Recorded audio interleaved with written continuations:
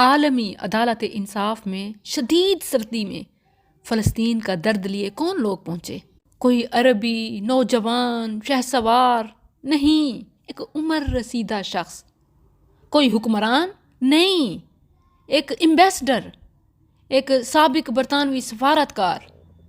کوئی حکمران نہیں، ایک عام انسان، بلکہ مسلمان ہی نہیں، حقوق انسانی کا ایک رکن، انسانیت کے نام پر، ہمدردی کے نام پر، کہ اہل غزہ، اہل فلسطین بھی انسان ہیں جو اپنے بنیادی حق کے زندگی سے محروم ہو رہے ہیں. یہ کریگ مرے ہے جو عالمی عدالت انصاف میں فلسطینیوں کا، مسلمانوں کا مقدمہ لے کے پہنچتا ہے. آپ اندازہ کیجئے کہ یہ شخص فلسطین کے لیے انڈونیشیا سے 4 فلائٹیں تبدیل کر کے سفر کرتا نیدرلینڈ کے شہر ہیگ پہنچا، جہاں عالمی عدالت انصاف کا مرکز ہے. شدید سردی میں رات بھر لائن میں لگنے اور مقدمہ سننے کا موقع پانے کے لیے بھاگ دوڑ کرتا رہا، تاکہ پہلے پہنچ کر جگہ پائے، نمبر آئے. پھر عالمی عدالت انصاف کی کل کہانی جو کریگ مرے نے 2 جملوں میں بیان کی. عالمی عدالت انصاف کے نام پر اصل میں تو یہ امریکہ، برطانیہ، اسرائیل کی عدالت ہے، اور جج انہی کے نمائندے ہیں جن کا اصل مقصد امریکہ اور اسرائیل کو راضی اور خوش کرنا ہے. لیکن وہ یہ مقدمہ انسانیت کا اٹھا کے جب ان کی عدالت میں پہنچتا ہے، کریگ مرے بتاتا ہے کہ غزہ کا مقدمہ لے کے، فلسطینیوں کا مقدمہ لے کے جب میں عالمی عدالت انصاف میں پہنچا تو عدالت میں داخل ہوتے وقت مجھ سے قلم اور پین چھین لیا گیا. اندر لکھنے کے لیے، ثبوت فراہم کرنے کے لیے قلم اور پین لے جانے کی اجازت نہ تھی. یعنی کوئی پینسل، پین، پیپر لے اندر جانے کی اجازت ہی نہیں تھی. جب سیکیورٹی چیف سے وجہ پوچھی تو اس نے کہا کہ یہ ہتھیار کے طور پر استعمال ہو سکتا ہے. مرے کہتا ہے کہ اندر گیلری میں، عدالت میں UN کے افراد کے پاس پین موجود تھے، انہیں اجازت تھی. میں ان سے مانگ کر لکھ سکتا تھا، لیکن اس شش و پنج میں رہا کہ مجھ سے تو شروع میں ہی لے لیا گیا، اب یہاں مانگنا کہیں یہ دہشت گردی میں شمار نہ ہو جائے اور مجھے اس بات پر یہیں عدالت سے ہی باہر نہ نکال دیا جائے.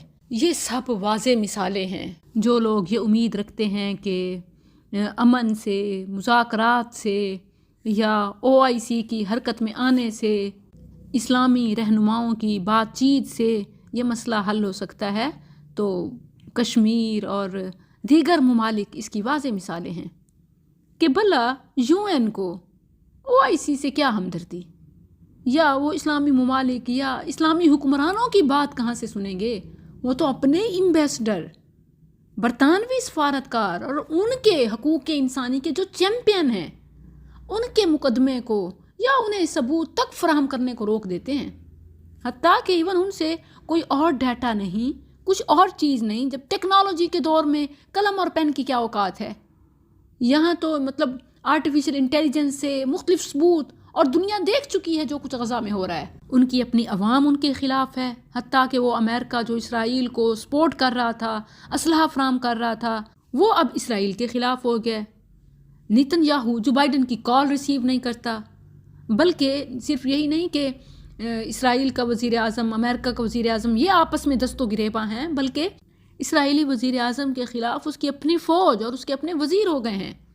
حتیٰ کہ قیدیوں کے معاملے میں کہ جو انہوں نے فلسطینیوں کو، اہل غزہ کو قید کیا ہوا ہے، کہ اب ان کا کیا کرنا ہے. ایک ویڈیو وائرل ہو رہی ہے جس میں دیکھا جا سکتا ہے کہ کیسے انہوں نے اپنے وزیر اعظم کے دفتر کے باہر دھاوا بول دیا کہ اب ہم مزید اس جنگ کو آگے نہیں بڑھا سکتے. ظلم کی بھی کوئی حد ہوتی ہے.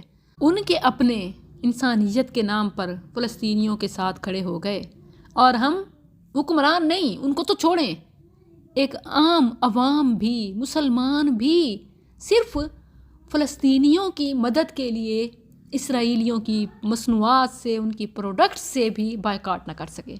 کس قدر افسوس کی بات ہے. اگر ابھی بھی آپ کے گھروں میں نیسلے اور اسی طرح کولڈ ڈرنکس، سافٹ ڈرنکس، مشروبات، ماکولات، برگرز، پیزا، برانڈڈ یہ آتے ہیں، تو پھر آپ اپنے ایمان پر ماتم ہی کر لیں. آپ اہل غزہ کے ساتھ فلسطینیوں کی مدد کے لیے کچھ نہیں کر سکتے، اپنی صحت اور ایمان بچانے کے لیے ہی کچھ کر لیں. یہ آپ کا امت پر بھی احسان ہوگا.